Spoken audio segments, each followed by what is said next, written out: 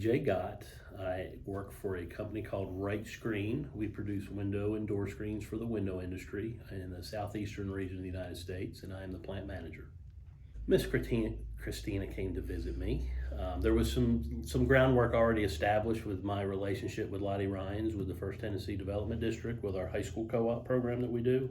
So I knew she was coming, but she was the one that came to visit me to discuss it. There were a number of reasons that RiteScreen wanted to be part of it here in Elizabeth. And reason number one, I've had past life experience with second chance type reemployment of folks coming into the workplace. But the real biggest reason is, trying to give back to the community. You have somebody that's been rehabilitated, the opportunity to come work for a company, and if they stay the straight and narrow, not only do we pick up a good employee, but we're also giving back to the community as far as somebody that's earning an income, renting, buying a home, whatever the case may be. It's been fairly simple.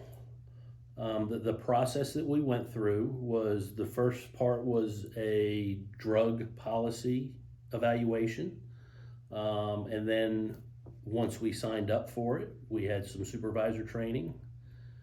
And the next step that we'll be doing after the first of the year is trying to get the gold certification, which will include some employee training across the whole plant, what we do, what we're doing. And it's also going to involve educating employees about substance abuse, not just the program that we're participating in. So the education of the workforce along with supporting people coming back to work. RiteScreen as a whole, like I said, it's about giving back to the community.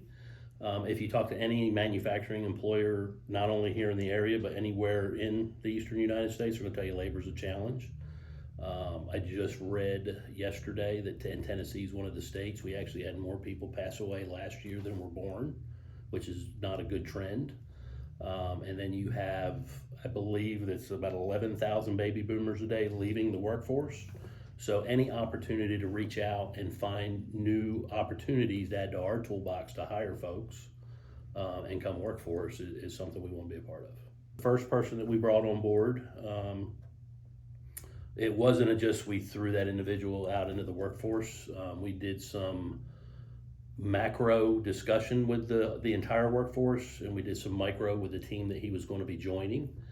We talked about some stigma as far as terms we shouldn't use when this individual comes in. We need to treat the individual just like they're a new hire off the street.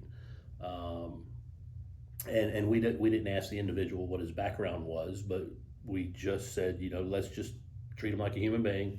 And he was a very integral part of it. He came in and hit the ground running, and he was a phenomenal employee. And that's what we're trying to do with everybody that we bring in.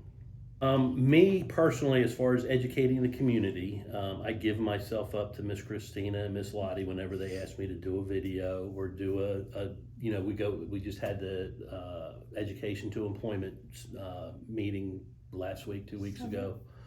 And I'll get up and I'll sell it all day long. As far as trying to help businesses jump on board, I think we're at 7 businesses now. 10. And it needs to be 100. Again, it's just taking part in the community. We are a part of Carter County and Elizabethton. 90% of our employees live in Carter County or Elizabethton. It's an opportunity to give back and help folks get back on their feet. That's the biggest reason. And then again, there's still the labor force and trying to draw from different avenues of hiring folks that are looking for full-time employment. It's been very simple. The whole First Tennessee Development Group, along with their partners in Ballad Health, has very open communication. I will say to any employer that's considering it, there are flexibilities that you have to have, whether it be parolee requirements that may be during the hours that they have to work. And I was very flexible with that. The first person we brought on had no car. So I paid out of RiteScreen's pocket for 3 weeks, net trans fee back and forth from the housing in which he was put up in. That's a flexibility. I didn't want to have the individual fail just because he couldn't get to work every day. And 3 weeks later, he had a car. I was prepared to do it for 2 months. So the flexibility involved in bringing folks that do have some differences than most of the folks coming off the street You may have to think outside the box on how you can incorporate them into what they do. I know a lot of folks out there are afraid of I don't know if I want that type of person in my environment. And what I've told other manufacturers is you probably already have those people in your facility, you just don't know it. And the best thing about the caring workplaces are these individuals come with a support group. So there's obviously risk in what you're trying to do with it, but you have direct access to um, their representative, their coach that's with them. We have multiple points of contact depending on whatever an issue might. Hey, we've got an issue. What do we need to do to fix it? Whether it be transportation, whether it be something more serious, but we know who to call to get that person in front of the right person before it gets too out of control.